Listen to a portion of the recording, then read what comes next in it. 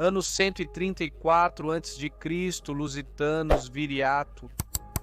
Morreu Teltíberos. Numância caiu Hispanos. Todo esforço de resistência ao invasor na península foi derrotado. Hispania. Finalmente será romana. Ou não? Pois bem. A verdade é que não.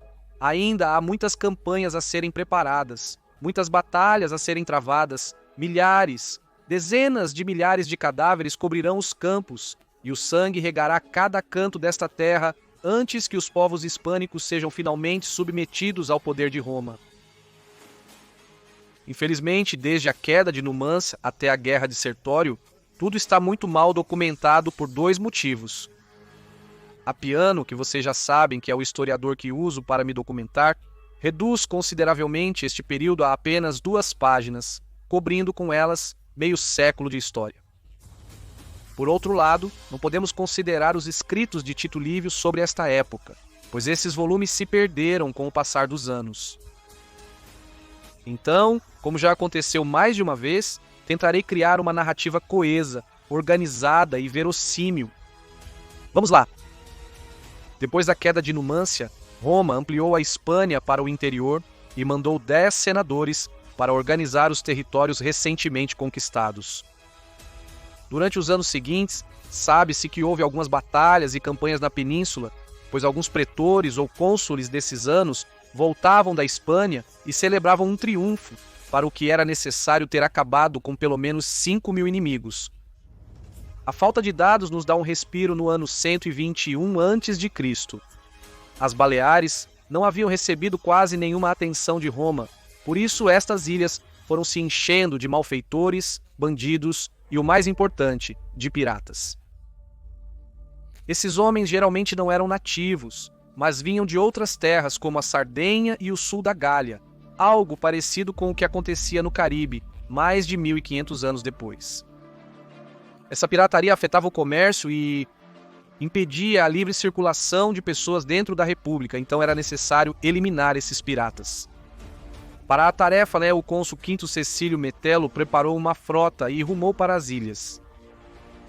Como já vimos no Top 5 Tribos Severas, cujo link deixo aqui em cima caso ainda não tenha visto, os fundibulários baleares eram tremendamente precisos e temidos no Mediterrâneo. De fato, eles eram tão precisos e letais que podiam perfurar os cascos dos barcos romanos, causando entradas de água. Para evitar isso, Quinto Metelo ordenou que seus barcos fossem revestidos com peles para amortecer as pedradas e que não se concluiu com a tomada de Maiorca, onde se instalaram 3. Concluiu com a tomada de Maiorca, onde se instalaram 3.000 veteranos licenciados, aos quais foram dadas terras para que as trabalhassem. Por enquanto, a pirataria havia desaparecido, embora fosse algo recorrente ao longo da história de Roma.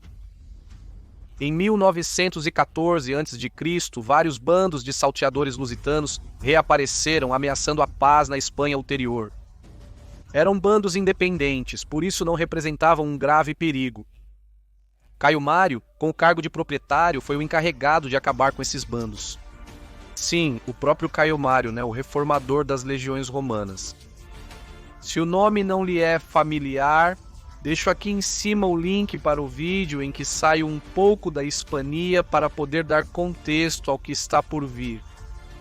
No ano 120 a.C., os símbrios provavelmente emigraram da província da Jutilândia devido a uma catástrofe natural que desencadeou uma subida do nível do mar, inundando suas terras.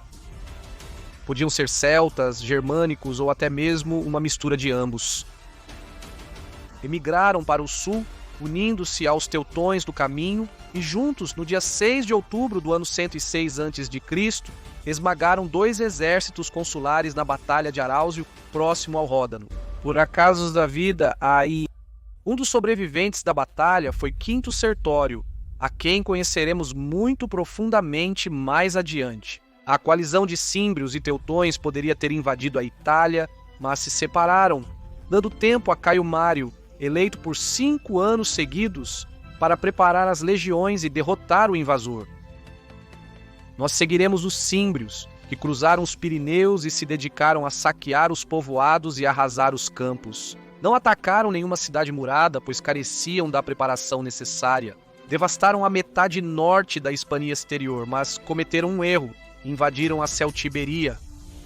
E é que os celtíberos, ao verem que eram invadidos pelos símbrios, montaram um exército e enfrentaram, derrotando-os e obrigando os invasores a se retirarem e fugirem pelos Pirineus. É curioso porque se criou uma espécie de círculo de vitórias e derrotas. Os romanos derrotaram os celtíberos, estes derrotaram os símbrios, que por sua vez derrotaram os romanos. Os símbrios se reuniram novamente com os teutões, e a coalizão foi derrotada e desintegrada após sucessivas vitórias por parte de Caio Mário, que desde então foi considerado o terceiro fundador de Roma. No ano 98 a.C., Tito Dídio, com o cargo de cônsul, foi enviado à Hispania para sufocar uma revolta dos arévacos, acabando com cerca de 20.000 inimigos logo após chegar à província. A estadia de Tito Dídio continuou até o ano 93 a.C., já com o cargo de procônsul, momento em que retornou a Roma para celebrar um triunfo por suas campanhas. O cônsul teve algumas ideias brilhantes, como por exemplo, após uma batalha com os arévacos, recolheu metade dos cadáveres romanos sob o abrigo da noite. Quando os arévacos chegaram no dia seguinte para fazer o mesmo com os seus, viram que seus mortos eram mais do que o dobro dos romanos. Por isso, pensando que a derrota de seu povo estava assegurada, aceitaram a paz.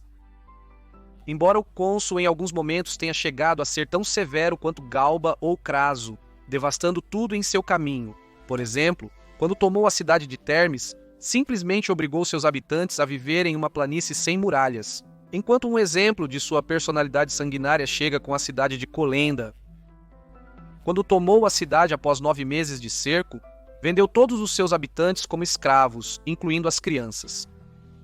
Aproveitando que a cidade havia ficado deserta entre as aspas, ofereceu-a a uma tribo próxima que se dedicava a saquear a província romana. O acordo, ele dava a cidade a eles e eles paravam de atacar os romanos. Quando os membros da tribo vieram para se registrar e assim poder viver em sua nova cidade, Tito Díbio os cercou e os passou a faca, novamente incluindo crianças.